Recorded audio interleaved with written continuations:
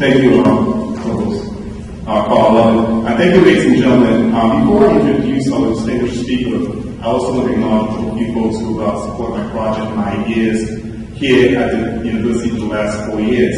Dr. Joe Page, Academic Affairs, Office of Diversity and Equity, Ms. Rosa Rodriguez, somewhere around. Office of Student Conduct, Mr. Chris Hughes, the Committee on the Concern of Women, Ms. Ellen Rickle, School of Education, Dean Michael O'Connor, and Dean of the School of Business, Dean Seaman. I want to thank you guys for obviously supporting my ideas and my philosophy on civil rights for the last 4 years. Last and by no means least, Target Foundation, Ms. Cheryl Stengel and Ms. Victoria Bergson. Can you stand up, guys?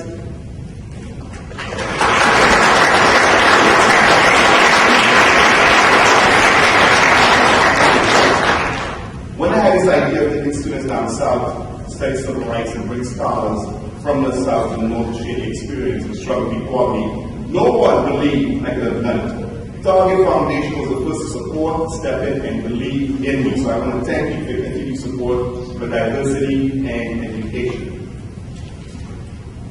Ladies and gentlemen, famous civil rights activist Julian Bond once gave me some advice. He said to me, "Good things don't come to those who sit and wait. Good things come to those who agitate." Our distinguished speaker has spent the last 4 or 5 years of her life agitating for equality and change in America. Some 50 years after the March on Washington and the I Have a Dream speech, we are still conscious of our struggle for equality in the United States of America.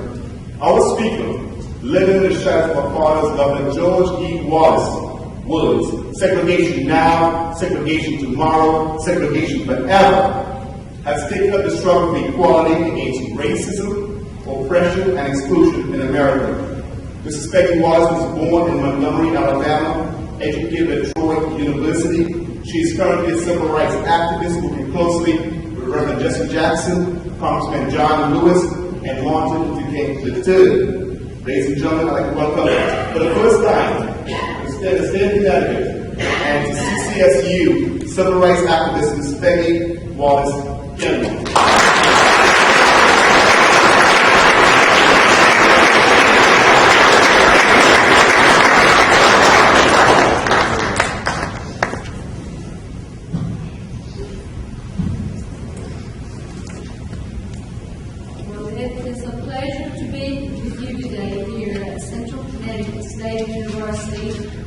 Home of the Blue Devils. I bring greetings from the deep south state of Alabama and home of the Alabama Crimson Tide. Throughout New England, fall brings the majestic colors of the changing of the seasons, a time for reflection before the graves of winter close in. In Alabama, fall brings out warring factions of crazy football fans by the hundreds of thousands decked out in red and white. Translated, that means roll, tide, roll. When I received Professor Balkaran's invitation to be here today, I was unaware of his personal commitment and this university's commitment to promote a better understanding of the struggle for civil rights in America and the role that my home state, Alabama, played. I am appreciative of his interest in allowing me to be a part of promoting educational excellence here in Connecticut. His unique personal history and his vision for his students is an important asset for this university. I want to thank Professor Balkaran for this kind invitation to visit with you today to share the story of my personal journey across the history of the American civil rights movement and the challenges that I face and my commitment to the vision of a better America where justice rolls down like water and righteousness like a mighty stream. I was born in 1950 in the small rural town of Clayton, Alabama. My father was a lawyer and my mother was a housewife.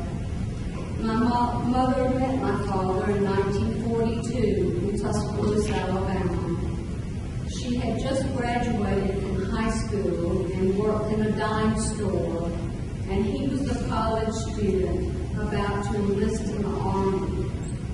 After a short courtship, they were married. She was 16. He was 22.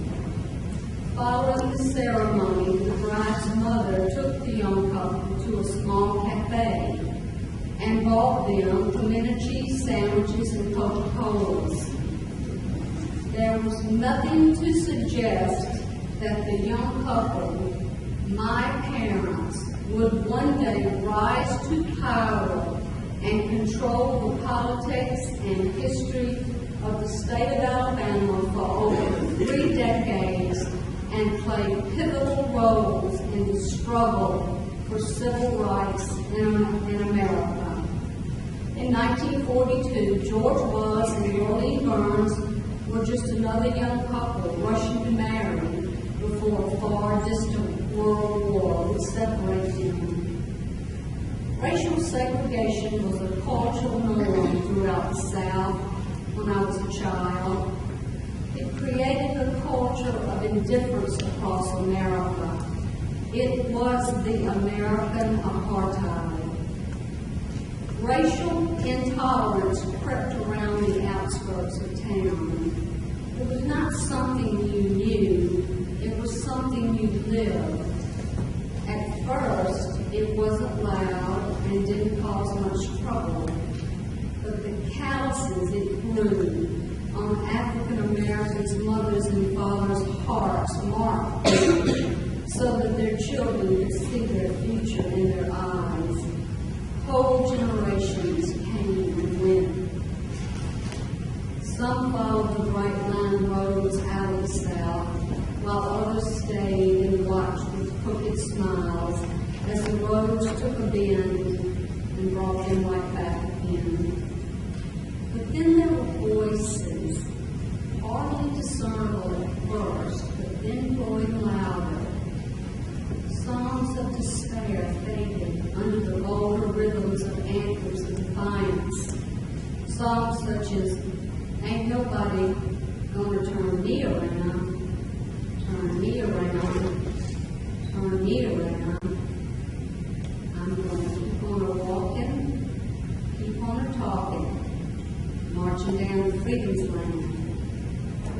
And as the seeds of the cultural revolution began to sprout, the South fought back with righteous indignation to protect a society that promoted the notion that the very words of the American Declaration of Independence had no application to American citizens of color.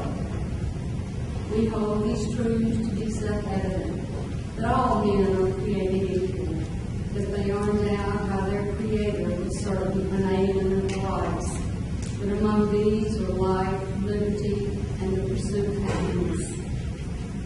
America was creeping toward equality, and destiny was propelling my parents into the eye of the storm, sweeping me away from a simple life in rural Alabama and into the vortex of the American Civil Rights Movement. I was 8 years old when my father ran for governor of Alabama as a civil rights reformer and lost.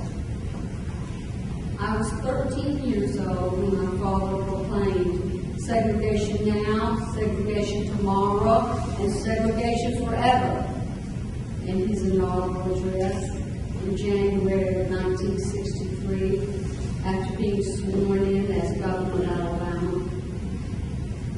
Those 6 words, uttered on a gray winter's day, would become a permanent commentary on the character of Governor George Wallace, and no matter what he would later become, that moment in history will always be a part and parcel of his trademark. From the time I was 13 until I was married in 1973, I lived behind the majestic columns of the Alabama Governor's Mansion. And as the war for equality raged around me, I lived a life of quiet indifference, of wondering vision of freedom and justice, and his promise of a new, invigorated Alabama and America did not include protecting the rights of all of us, rather than just some of us.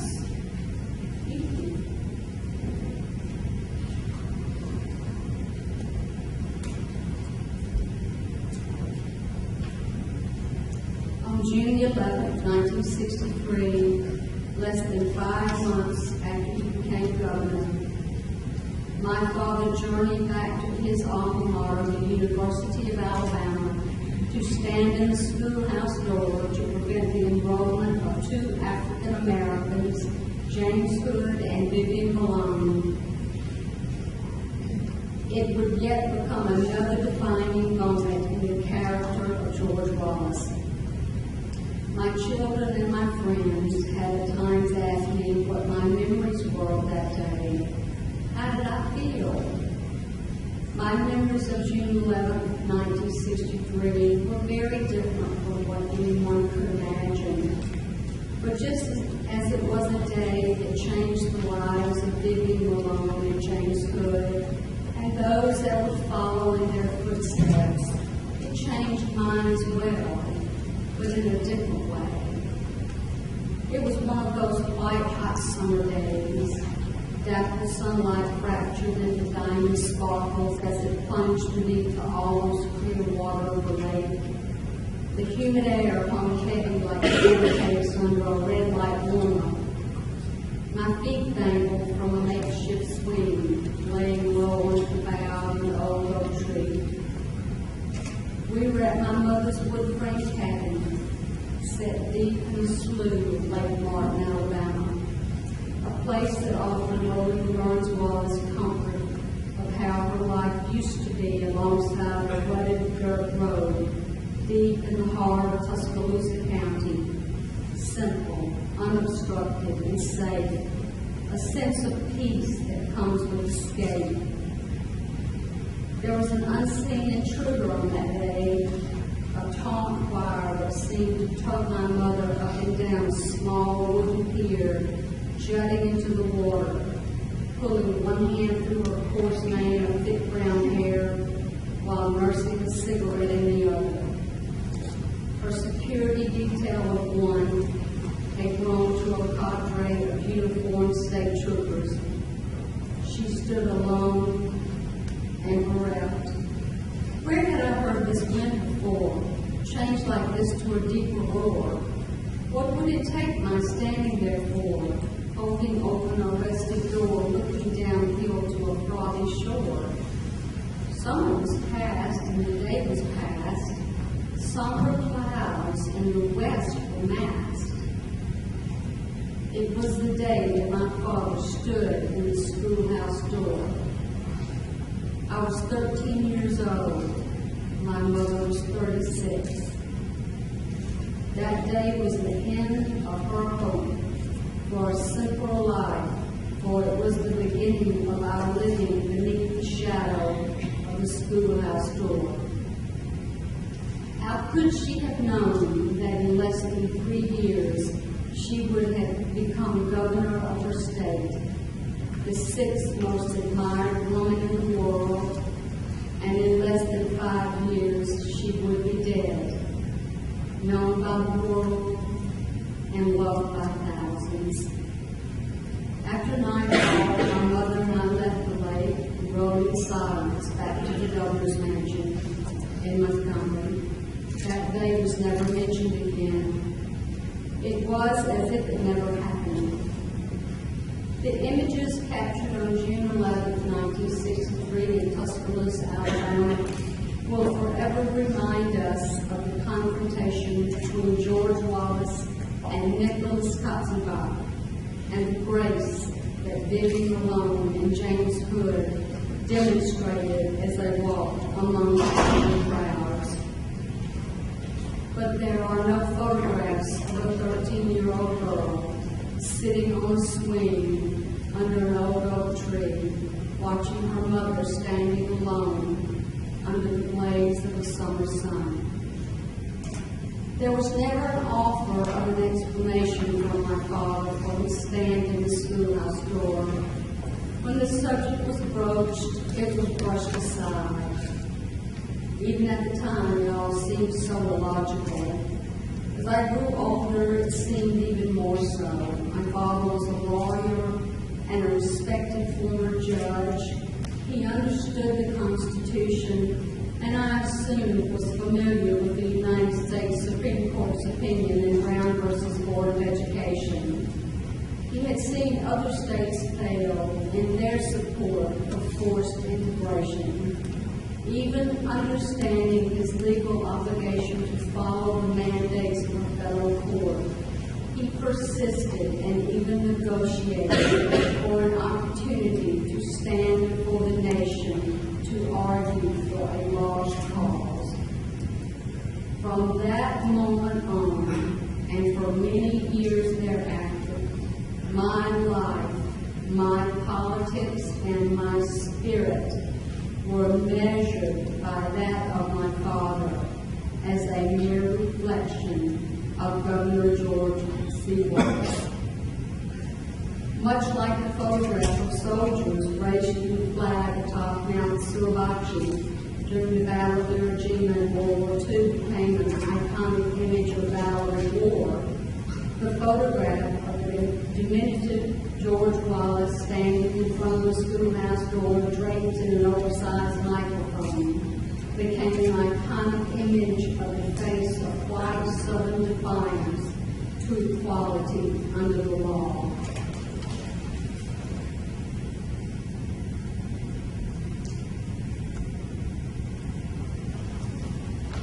Perhaps Charles Dickens best expresses the essence of my life as a child as he writes the following in The Tale of Two Cities.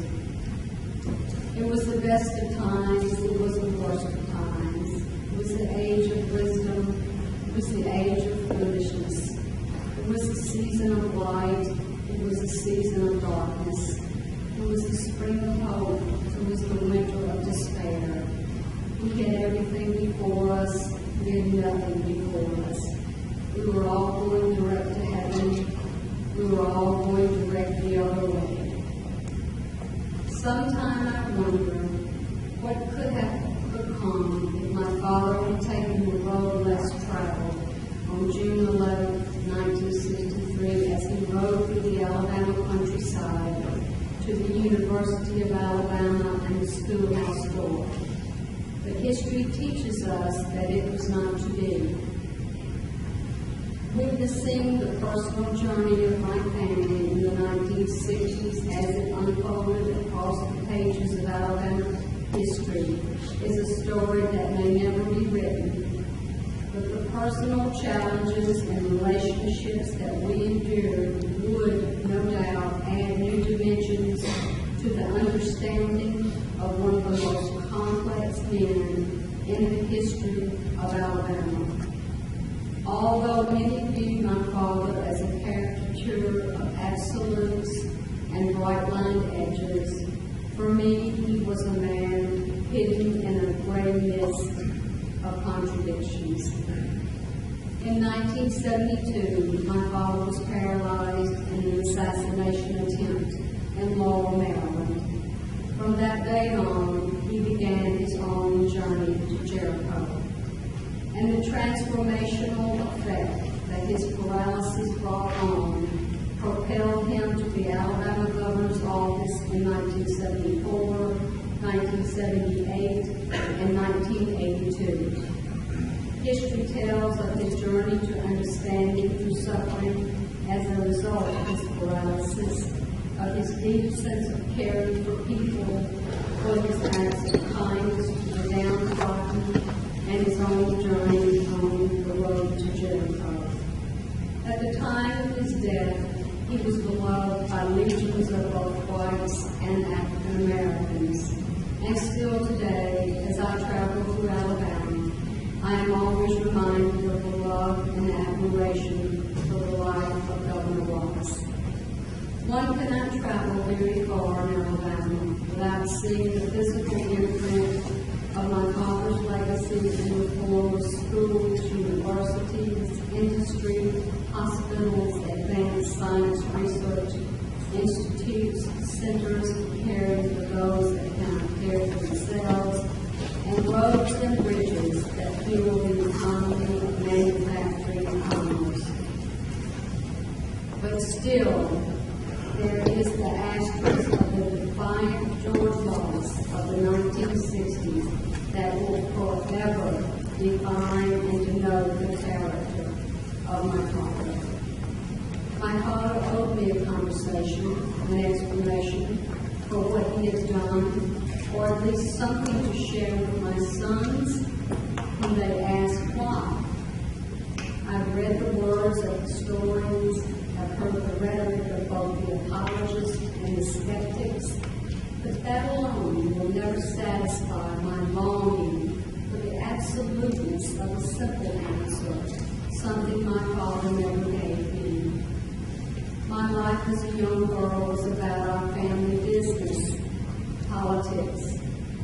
I had certain responsibilities and expectations, but none required having an opinion of my own.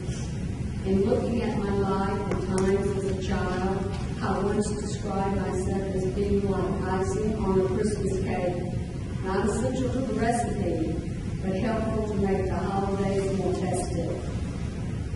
As I grew older, married, and had children, I began to see myself separate and apart with a worldview of my own.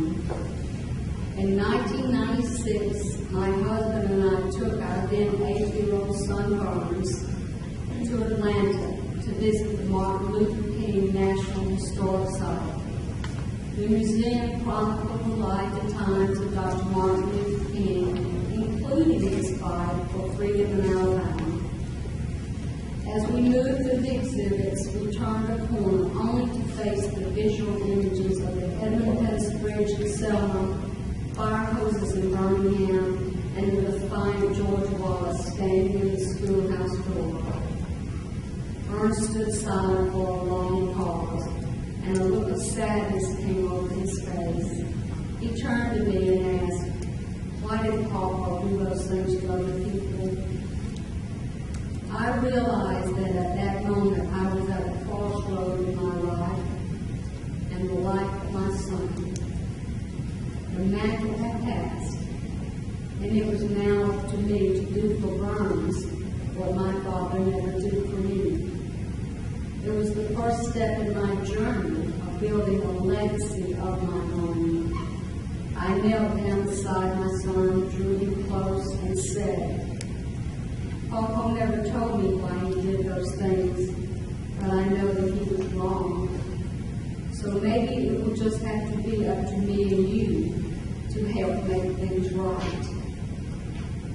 So today, being here with you is yet another stop on my own personal journey to raise the call for justice in our lifetime. Today is yet another day of the fulfillment of the promise that I made to my two sons. Today and all the tomorrows to come are opportunities for me to lay yet another stone on a legacy of my own. I hope for the day, Burns, when strangers will ask you if you are the son of Peggy Kennedy, before they ask you if you are the grandson of Governor George Wallace. And today, I rise to proclaim that for too many Americans, the schoolhouse door of opportunity, equality, and freedom remains closed. Today, I rise to condemn the politics of exclusion that runs rampant in America. For America is at her best when she embraces all of us, protects the least of us, and offers her bounty of hope and prosperity to to not just some of us. Today I rise to ask you not to just remember how far we've come, but to commit to the struggle that lies ahead. They're making no more stands in the schoolhouse door, but the underbelly of discrimination still lies like a pall over America. Today I rise to ask each of you to stand in the schoolhouse door every day to encourage a child, comfort a parent, to speak, to walk, and to pray for justice for all of us in our country in our lifetime. And today I rise to ask that you be better, not bitter, that you stand your ground, reach for a higher star, stand firm when all others fade away, that you be courageous and proclaim a victory of your own. Rise up for yourself and for your dignity, so that one day your children and your grandchildren can say that your life had not been lived in vain. Thank you very much.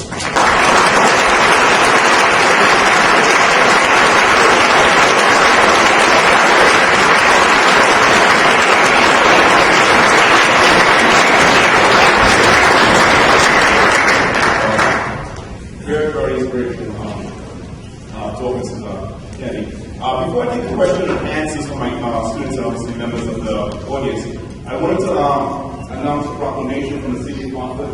The mayor is unable to be here today because of previous engagement.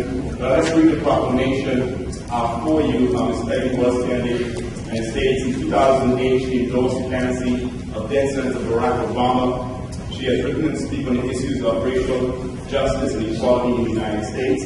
I, D.F.O. Pedro, East Carroll, Mayor City of Hartford, established in 1635, along with the Council and Citizen City of Hartford. Welcome Ms. Peggy Wallace candidate to the Greater Hartford area and hereby proclaim 24th of October 2013, Peggy Wallace candidate Day in the City of Hartford.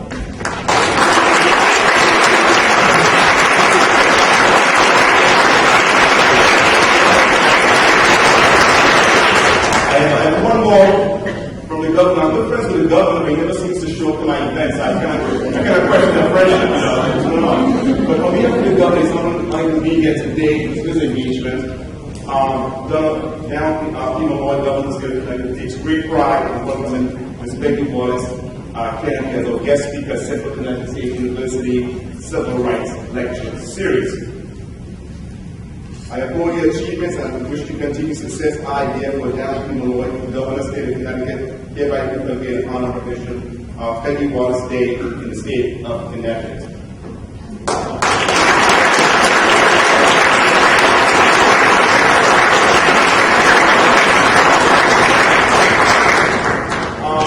I did the question and answers of the moderator. Let's give my students a chance because obviously they have been graded on it. So really questions, can we solve my students? The next class show up? Okay, Mr. Weaver, I'm sorry, go ahead. Thank you for joining Mrs. Wallace and Congress today. And how do you deal with segregation with your father's struggle to lead the separation from life? How do you deal with segregation in the father's belief in social rights and rights? Do you believe it was right or wrong? How did I deal with this? Yes. I thought it was wrong. How do you deal with it? How did I How do do it? you understand the situation? How are you as a child able to see what's happening and understand what you're trying to do? When I was 13 and he stood in the schoolhouse door, at 13 I thought he was wrong. But like I said, our family business was politics, and I was really not allowed to have an opinion of my own. That you said I was not allowed to voice my opinion, but at 13 I knew that he was wrong. I knew that he was standing in the schoolhouse door and blocking Vivian along, and James was wrong. Did that answer your question? Okay. guys, we have Judge Wallace. Kennedy, welcome, Sergeant Kennedy. Fellow Supreme Court Justice David Alabama, fellow Supreme Court today. Questions again from my students? Go ahead, Ashley. Annie, how do you change your father's philosophy to leadership? How do you change your thoughts, philosophy, and soul? Do you change your kids? Well, we both gave our children the courage and freedom to grow up to be the men that they were. They knew their grandfather. They made their decisions on their own, and we gave them the courage and the decisions to make their own way. Would you add that? I'm her husband. I would tell you that there are tall people in Alabama.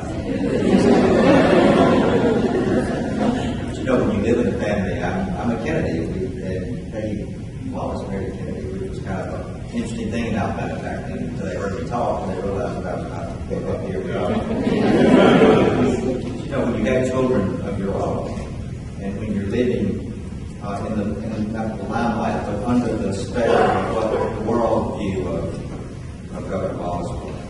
No matter what he may have done, as Peggy said later on in his life, the first battle that my children had to fight for themselves was when they would meet people and know who their grandfather was. They often made a judgment about what their politics were, just like they did today.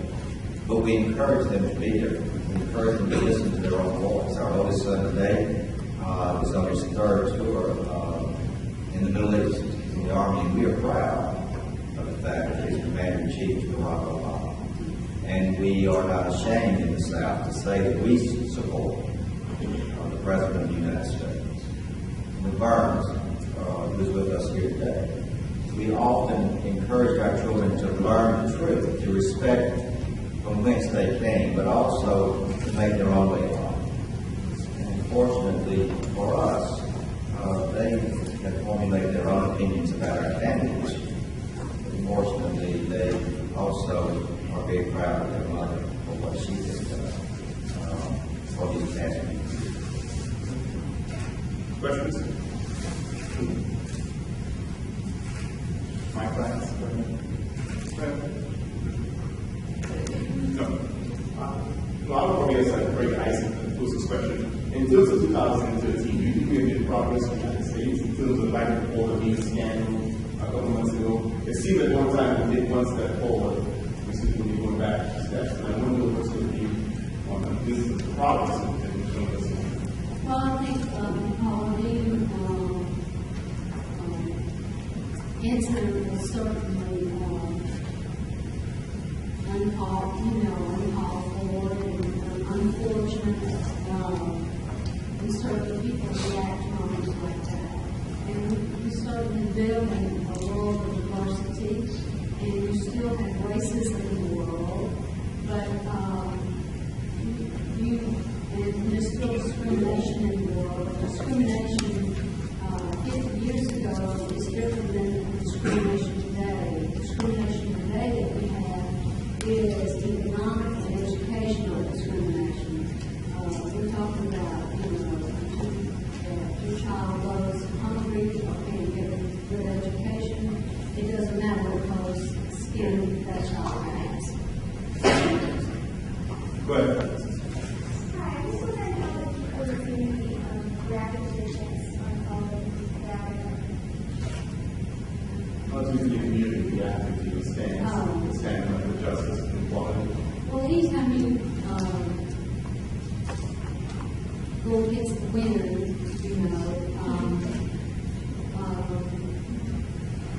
I felt like with my voice, I felt like I spoke up for other people who wouldn't come forward unless I came forward. But I had some criticism, but not much.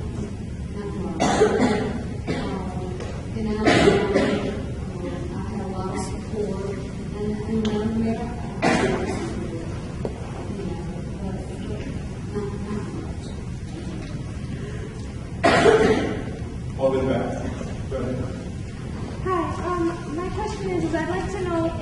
personal journey, is there anything that you wish you would have done differently? In your personal journey, is there anything you would have you would stood up here and answered that? I think because I found my voice, just, years ago. My father passed away in 98, so I found my voice after that. I wish I could have found my voice before he passed away, so I could have found him and said, guess what I found, and talked to him about it. So I think it really would have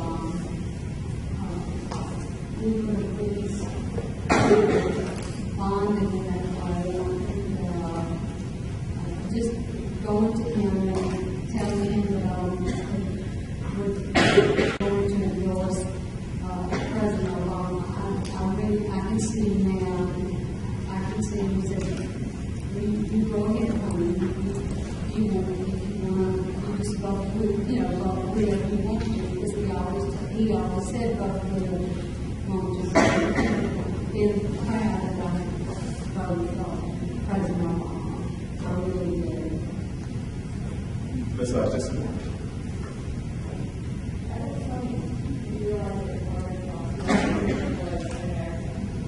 What point do you realize that that's philosophy and criticism was not a way? Well, I don't know that,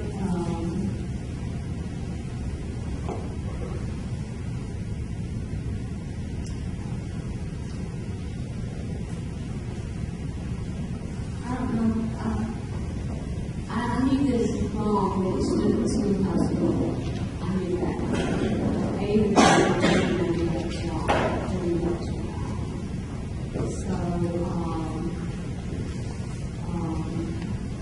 but racist, I don't know. He was a politician. A lot of people ask me, what do you think he was a racist? I don't think he was a racist. I think he promoted segregation, is what he did. Promoted segregation. And so there's a difference. But he was a politician. But he promoted segregation. Peggy and I have had a lot of conversations about that issue. And the question that we always have struggled with, and we continue to struggle with, about the character of George Wallace and people of those times.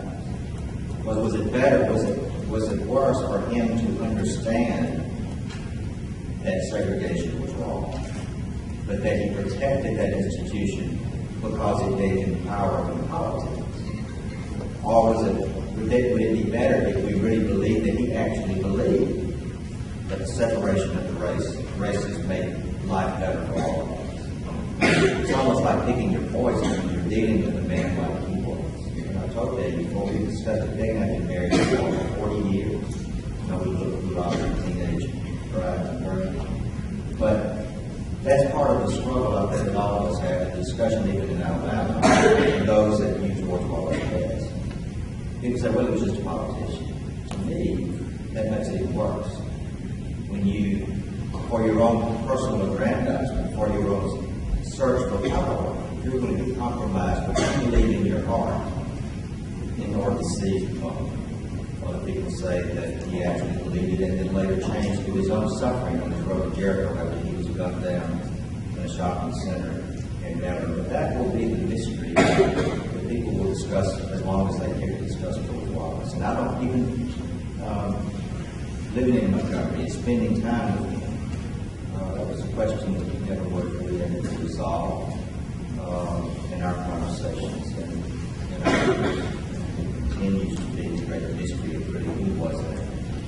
Steve, hi, this is a question for Peggy Wallace, Justice Wallace. When you talk about Governor Wallace passing away in 1998, I think we're very glad.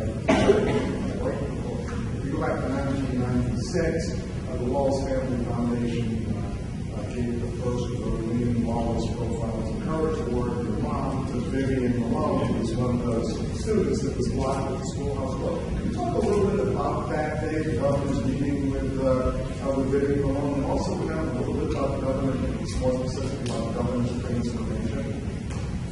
Well, she came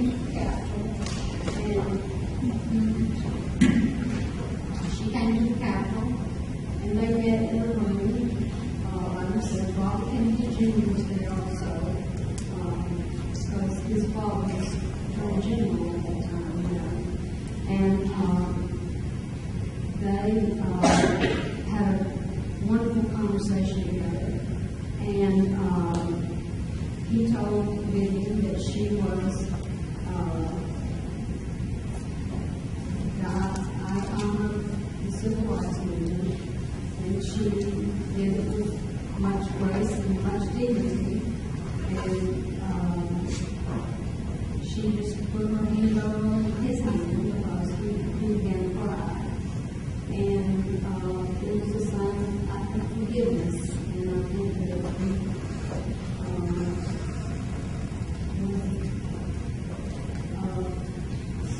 along for him that he never forgot. And I don't think that she ever forgot either. And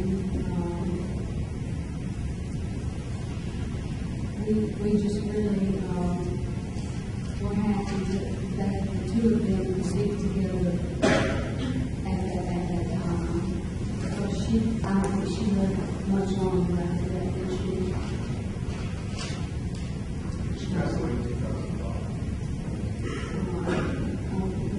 And later when Governor Wallace died, both she and James thank you for the services, the civil services. No fanfare, nobody knew they were there. They just stood in the background. I knew they were there, walking and knew they were there, but they just sort of stayed in the background.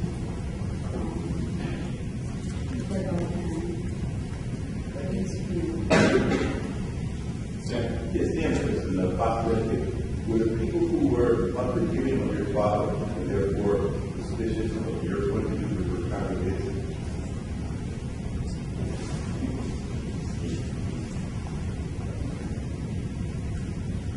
No. You have about folks who do not believe your father at all, by turning around. There were folks who didn't believe him, therefore didn't want to give you this thing. Well, probably I've experienced that more. Being in politics myself,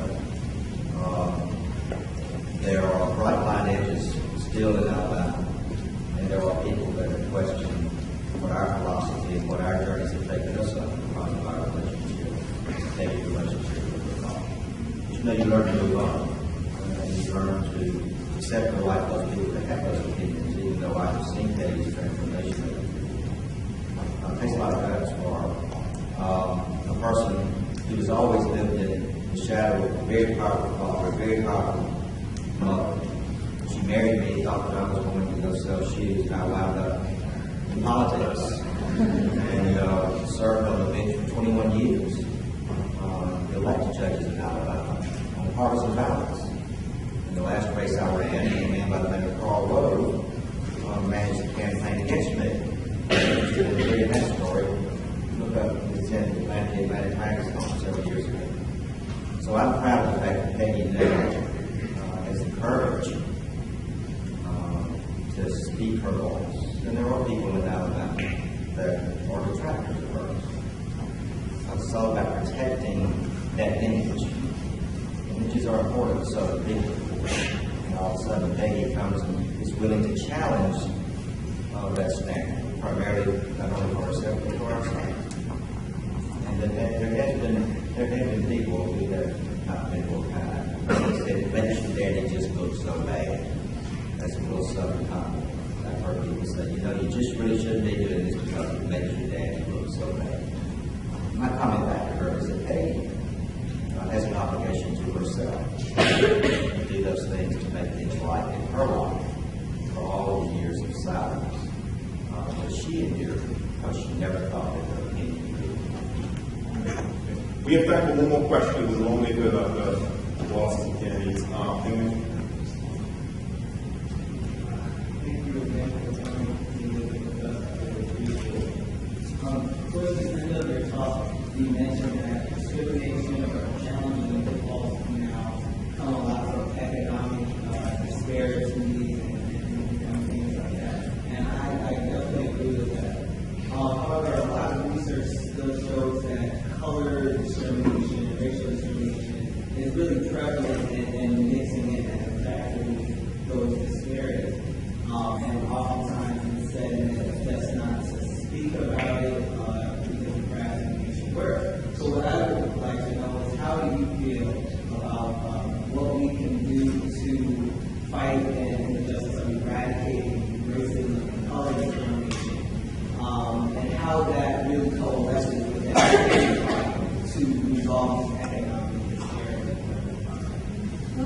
It's about people in Washington, and they need to decide that it's about all of us, not just some of us. You know, one of the things that we talk about, and the difference between what happened in the 1960s, with the march over the Independence Bridge, is the world was captivated because they saw John Lewis being beaten. They saw the troopers with bludgeons. They saw the fire hoses and the dogs in Birmingham. They captured that moment, but it instilled in America an understanding of the violence and the hatred that discrimination brings. And I travel throughout America as well, with Peggy and without Peggy, talking about the new civil rights movement. I think that 50 years later, we're in the middle of even a more insidious civil rights struggle. You know, I say that we still have bridges to cross. The Independence Bridge, we still will go across several times, but the insidious part about it is on the other side are not axe-wielding governments. They're not state troopers on horseback. They're not men and women laying forlorn in the street. They all have on business suits. They look like me. And the economic discrimination that we face in public education and in job opportunities is terrific, horrifically so. And it's probably just as bad here. But you know, when you have a community where in Alabama, where we have it's controlled almost like a urban society many years ago, when we realized that one family, one southern family in Alabama controls 20% of the total wealth of this country. One family.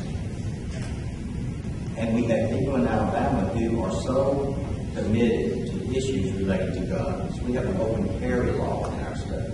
44 people in England, Scotland, and Wales were killed by guns last year. 46 black citizens of my hometown were killed by guns this year. Those are the kinds of issues that we have to bring to the forefront. We suffer from the gridlock of politics. We just saw what happened when we almost were brought to the brink of disaster.